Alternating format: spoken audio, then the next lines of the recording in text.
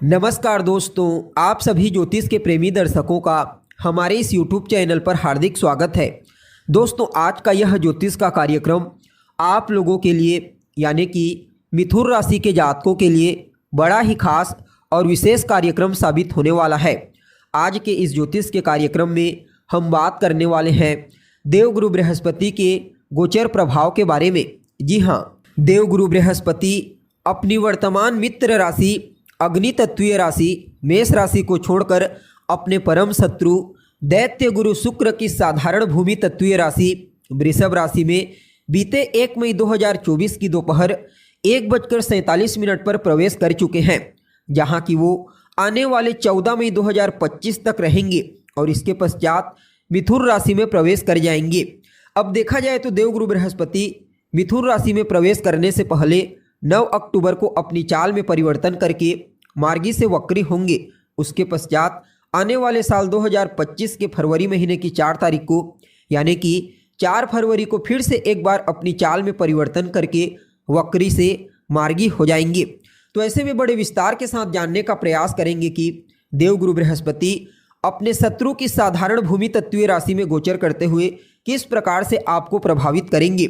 जी हाँ, देवगुरु बृहस्पति का यह राशि परिवर्तन आपके जीवन में क्या कुछ बड़ा परिवर्तन करने वाला है। जीवन के किन किन क्षेत्रों में आपको इस राशि परिवर्तन के चलते विशेष लाभ की प्राप्ति होगी, तो वही कौन कौन सी सावधानी आपको इस गोचर काल के दरमियान बरतने की आवश्यकता है। साथ ही साथ बृहस्पति के इस राशि परिवर्तन प्रभाव को और बेहतर परिणाम प्रदायक बनाने के लिए क्या उपाय आपको करना चाहिए, सभी बातें विस्तार पूर्वक आपको बताएंगे। इसलिए कार्यक्रम को अंत तक देखिए। और अगर आप अपनी जन्म कुंडली पर हमसे परामर्श लेना चाहते हैं तो डिस्क्रिप्शन बॉक्स और वीडियो के अंदर आपको हमारा कॉन्टैक्ट नंबर मिल जाएगा, जहां से आप या तो व्हाट्सएप के माध्यम से या फिर डायरेक्ट फ़ोन कॉल के थ्रू अपॉइंटमेंट लेकर अपनी जन्म कुंडली का विस्तार पूर्वक अध्ययन करवा सकते हैं।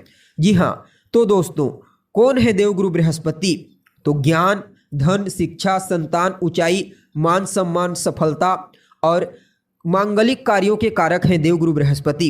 अपने इन्हीं कारकत्वों के चलते हमारे जीवन के विभिन्न पहलुओं को नियंत्रित करते हैं। जन्म कुंडली में जब देवगुरु बृहस्पति बलवान हो तो जातक बेहद ही बुद्धिमान, ज्ञानवान और समझदार होने के साथ साथ विवेकवान और सत्य की मार्ग पर चलने वाला होता है। देवगुरु बृहस्पति एक ऐसे ग्रह हैं जो जन्म कुंडली में अकेले ही सभी ग्रहों के ऊपर भारी पड़ते हैं। जी हाँ, एक अकेला बलवान बृहस्पति पूरी कुंडली को बलवान बना देता है। क्योंकि जब बृहस्पति बलवान होते हैं तो जातक को उसके जीवन काल में सब कुछ प्राप्त हो जाता है जो वह चाहता है और अपने जीवन को सुखमय तरीके से व्यतीत करके परलोक की प्राप्ति करता है। यानी कि बृहस्पति बलवान होने से जातक का यह लोक भी सुखी और परलोक भी सुखी होता है। इसलिए देवगुरु बृहस्पति का बलवान होना बेहद आवश्यक माना जाता है। अब देखा जाए तो वृषभ राशि देवगुरु बृहस्पति की शत्रु राशि है, लेकिन यहाँ पर अगर आप नक्षत्र के आधार पर समझने का प्रयास करेंगे तो आपको पता चलेगा कि इस वृषभ राशि में जो 3 नक्षत्र आते हैं वह तीनों के तीनों देवगुरु बृहस्पति के मित्र ग्रहों के नक्षत्र हैं।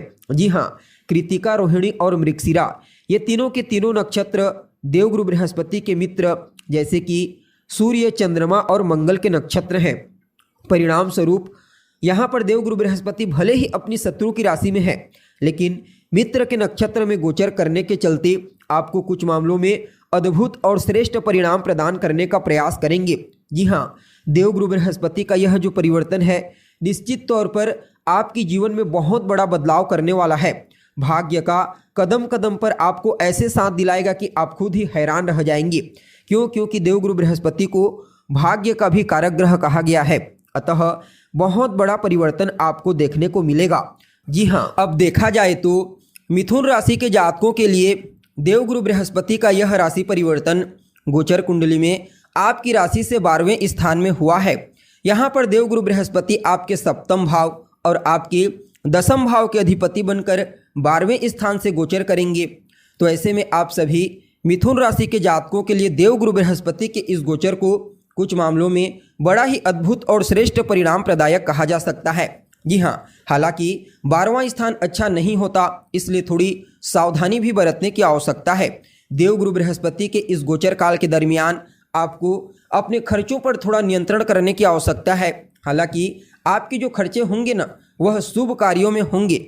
दान पुण्य का कार्य आप इस गोचर काल के दरमियान करने वाले हैं।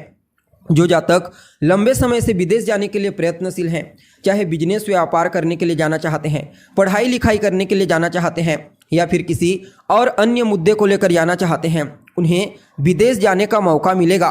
कोर्ट कचहरी के मामलों से, अस्पताल के चक्कर से आपको छुटकारा प्राप्त होने वाला है। अब देखा जाए तो 12वां स्थान जो होता है वह मुक्ति का होता है। अतः आप कह सकते हैं कि यह जो समय होगा आपके लिए हर प्रकार से मुक्ति प्रदायक साबित होगा, चाहे वह किसी भी प्रकार की मुक्ति क्यों ना हो। जी हाँ, अगर आप कोई ऋण में फंसे हुए हैं किसी कर्ज में, तो वहाँ से आपको मुक्ति मिलेगी।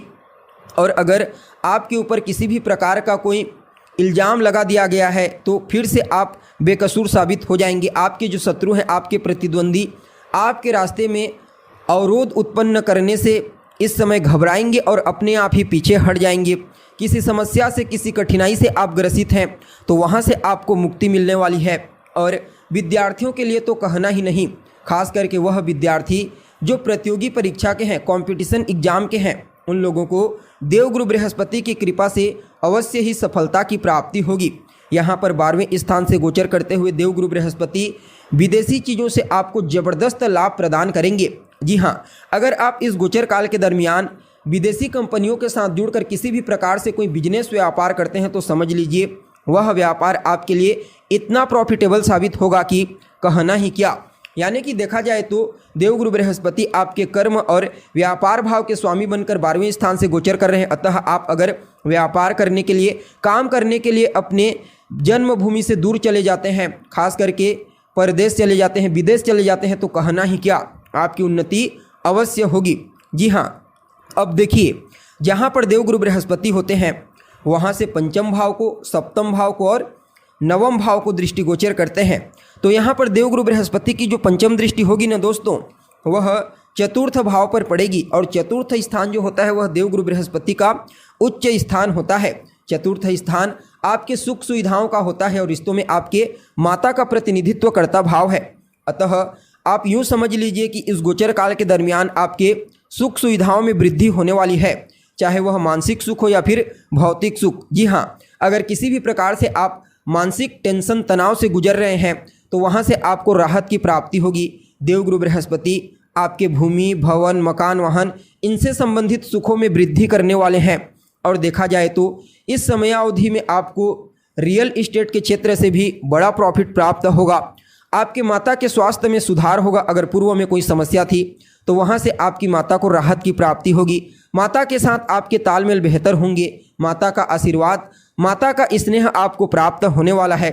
जो जातक राजनीति के क्षेत्र में एक्टिव हैं या फिर सोशल वर्क का कार्य करते हैं, सामाजिक सेवा का कार्य, उनके लिए कहना ही क्या, जनता के बीच उनके वर्चस्व, उनकी पॉपुलैरिटी में वृद्धि होने वाली है।